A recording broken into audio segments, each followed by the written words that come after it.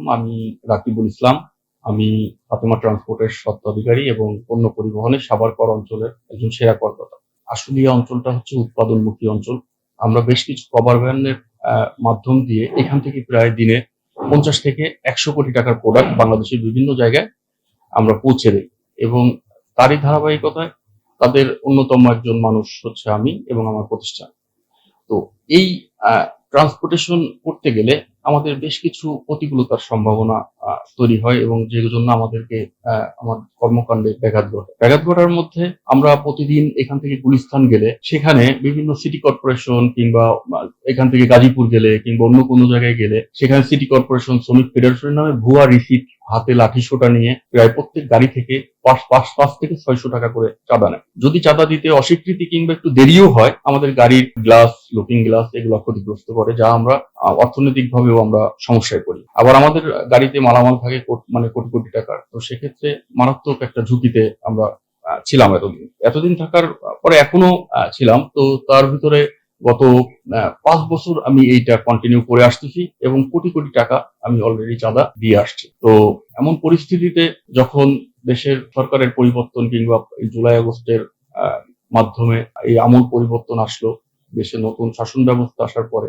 আমি গত অক্টোবর মাসের 20 তারিখে পুলিশ থানায় দায়িত্বপ্রাপ্ত যারা ছিলেন তাদের কাছে আমি একটা অভিযোগ দায়ের করি যে আমার প্রতিষ্ঠান এইভাবে নানাভাবে প্রতিকূলতার শিকার হচ্ছে এবং যে অভিযোগটা গ্রহণ করেন হচ্ছে ওখানকার ক্যাম্প কমান্ডার সেনাবাহিনীর গুলিস্তানের এবং ওই অঞ্চলের দায়িত্বপ্রাপ্ত যে যৌথ বাহিনী কিংবা সেনাবাহিনী আছেন তারা আমার অভিযোগটা গ্রহণ করে এবং গ্রহণ করে যাচাই বাছাই করে এটা সত্যতা পায়। তারা পাওয়ার পরিপ্রেক্ষিতে তো আমি তো সার্বক্ষণিক চেষ্টা করতেছি যে আমার এই টাকাটা যেন না দিতে হয়। তারই ধারাবাহিকতায় আমাকে হয়তোবা তারা বিভিন্ন ইন্টেলিজেন্ট কিংবা সোর্স অফ মাধ্যম দিয়ে ট্রাই করে এটা যখন জানাজানি একটা পর্যায়ে হয়েছে, তারপরেই আমার কাছ থেকে গতকাল ইনফরমেশন নিয়ে আমার প্রতিদিন প্রায় 30টা 35টা 40টা 45টা কোনোদিন 10টা 12টা 15টা করে গাড়ি যায় এবং সব কভার ভ্যান এবং এই কভার ভ্যান গুলোতে প্রচুর পরিমাণে মাল থাকে। এই মালামাল গুলো বাংলাদেশের বিভিন্ন জায়গায় গুলিস্তান থেকে ছড়ায় যায়। তো যখনই আমার এই চাঁদাবাজির টাকাগুলো আমার দিতে হয় তখন এটা দ্রব্য মূল্যের দামের উপর একটা বিশাল প্রভাব পড়ে, কারণ আমরা ভাড়া বাড়িয়ে দিই কিংবা ধরনের একটা প্রস্তাবনা থাকে। তো আমি যে অভিযোগটা দিই সেই অভিযোগের ভিত্তিতে তারা গতকাল আমাকে ফোন করে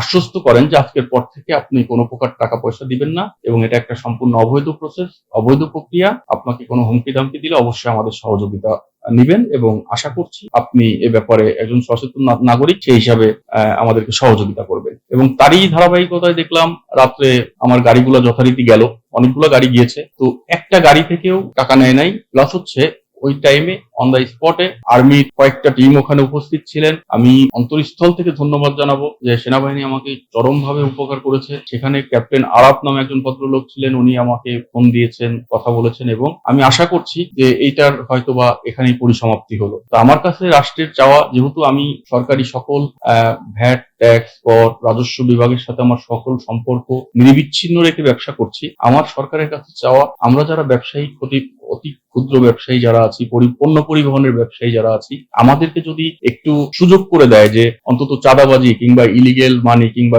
স্পিড মানি এই ধরনের সোর্স গুলা যদি বন্ধ করে দেয়, তাহলে আমরা ট্রান্সপোর্ট কস্টটাও আরো কমে নিয়ে চলে আসতে পারবো এবং দেখা গেল সেটার প্রভাবটা দ্রব্যমূল্যের উপর পড়লে পারে, সামনে রোজা আসতেছে, হয়তো বা দাম কিছুটা কমবে। এটাই হচ্ছে গতকাল পর্যন্ত আর কি আমার আপডেট। আর আমি আমার ব্যবসা প্রতিষ্ঠান আশুলিয়াতে জিরাবতে আমি সাভার কর অঞ্চলেরই ইনলিস্টেড একজন অ্যাসাইন করা কর্মকর্তা।